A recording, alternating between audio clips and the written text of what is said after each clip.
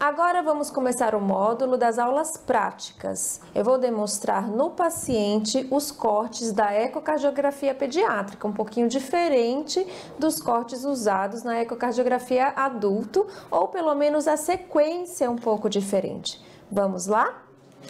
A primeira coisa é perceber qual é o equipamento que a gente tem disponível, se ele faz ecocardiografia ou só ultrassom, o que a gente comentou na aula anterior. Já escolhi o transdutor adequado para o paciente, para o peso do paciente. Já identifiquei o índex, nessa luzinha, que vai me mostrar a lateralidade do transdutor. E agora eu coloco o gel para fazer a interface, a passagem de som do equipamento para o paciente. A primeira projeção, então, ecocardiográfica é o corte subcostal. Então, a gente vem aqui, bem abaixo do apêndice xifoide, com o transdutor virado para a esquerda em 90 graus. Vou só ajustar um pouco a imagem, ganho. Esse seria um ganho em excesso.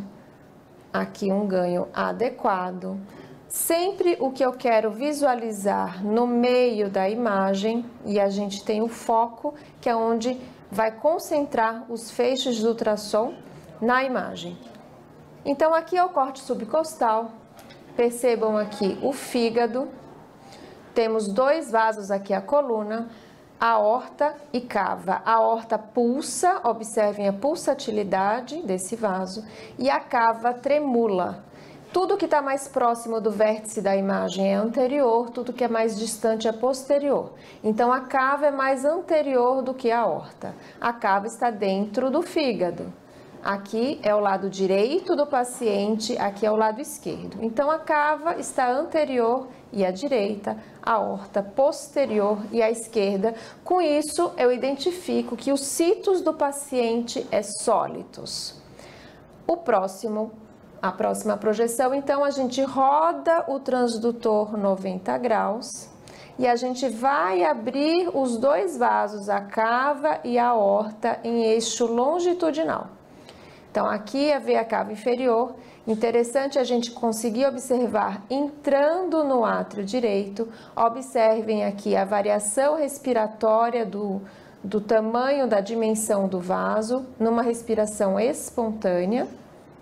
E lateralizando, a gente vê a aorta, vejam a pulsatilidade, próximo aqui da coluna. Colocamos então, começamos a utilizar outros recursos do equipamento. Esse é o mapeamento a cores. Vejam que tudo que se aproxima do transdutor é mapeado em vermelho, tudo que se afasta do transdutor é mapeado em azul. E aqui eu tenho uma escala de velocidades.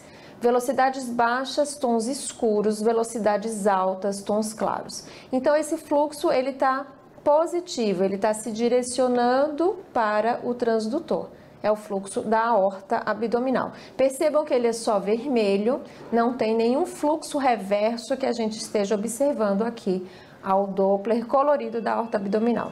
E agora, com o cursor, eu coloco o Doppler pulsado e vou ver como que é o fluxo da aorta abdominal.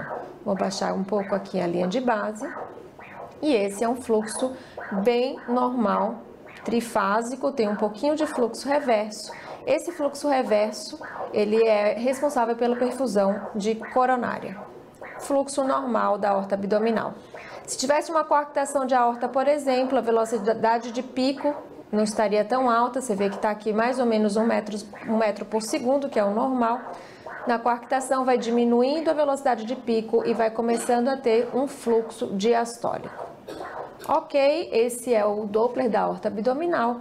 Na veia cava inferior, a gente pode novamente colocar também o colorido e a gente observa o fluxo da veia cava inferior entrando aqui no átrio direito. Vamos diminuir a escala, porque é um fluxo venoso e é um fluxo que se afasta do transdutor. Então, ele está vindo nessa direção, um fluxo descendente, então ele é mapeado aqui em azul.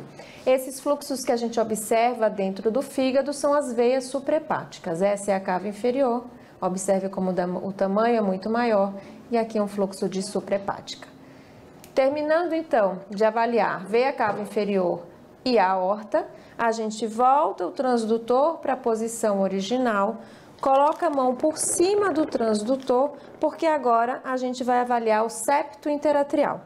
Eu até posso fazer assim, com a mão por baixo, mas eu vou pressionar muito o abdômen do paciente. Lembrando que esse é um eco pediátrico. Então, se eu tiver numa UTI neonatal, a compressão da minha mão no abdômen de um prematuro faz até uma apneia. Então, o ideal é que a gente coloque a mão por cima do transdutor para liberar esse espaço aqui do abdômen. Voltando aqui para a tela, começamos a ver os dois átrios, átrio direito e átrio esquerdo. Esse é o momento que a gente inverte, porque na cardiologia pediátrica, a gente faz todas as imagens na análise segmentar sequencial. Então, a gente coloca sempre átrios em cima e ventrículos embaixo. Não é uma manobra que se faz usualmente na ecocardiografia adulto, tá? Mas o eco infantil sempre inverte a imagem nesse momento, deixa então o índex para baixo. O que a gente está vendo aqui? Dois átrios. Esse átrio que está mais próximo ao fígado é o átrio direito, aqui é o septo interatrial e aqui o átrio esquerdo. Então, só pela avaliação bidimensional, eu consigo perceber que os dois átrios têm tamanhos aproximados, não consigo visualizar nenhum defeito aqui no septo atrial. E aí, a gente vai fazer o mapeamento a cores do septo atrial para ver se tem alguma comunicação. Importante ajustar a escala.